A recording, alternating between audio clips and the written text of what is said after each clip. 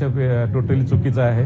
पाडू हे यंत्र 2004 पासून आहे, काही नवीन यंत्र आम्ही आणलेलं नाही आहे। आणि ज्यावेळेस व्हीव्हीपॅट नव्हतं त्यावेळेस ऍक्च्युअली पाडूद्वारे जर कंट्रोल युनिट मधून रिझल्ट वेळेवर डिस्प्ले जर झाला नाही तर पाडू वापरण्याची तरतूद आहे। पाडू नावाची मशीन जी आहे ती वापरली गेलेली आहे, त्यावरती राज ठाकरेंनी ऍक्सेप्ट केलं आहे की ही मशीन निवडणूक आयोगाने जेव्हा आणली तेव्हा राजकीय पक्षांना दाखवली नाही असा एक आक्षेप आहे। आणि त्यामुळे तुम्हाला काहीतरी या सगळ्या यंत्रणांमध्ये घोळ करायचा आहे असंही त्यांनी आक्षेप केला। नाही, हा आक्षेप टोटली चुकीचा आहे।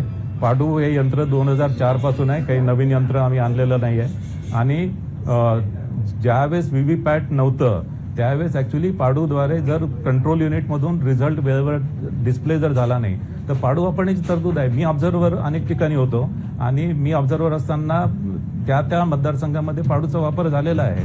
पाडू काही हे नवीन यंत्र नाही आहे, 2004 पासून पाडू वापरले जात आहे। आणि पाडू अत्यंत अपवादात्मक परिस्थितीमध्ये आपण वापरतो, ज्यावेळेस ऍक्च्युअली आणि ते 0.5% किंवा 1% पर्यंत प्रमाण असेल तिथेच आपण, कारण की पाडू एक प्रकारचं डिस्प्ले युनिट आहे।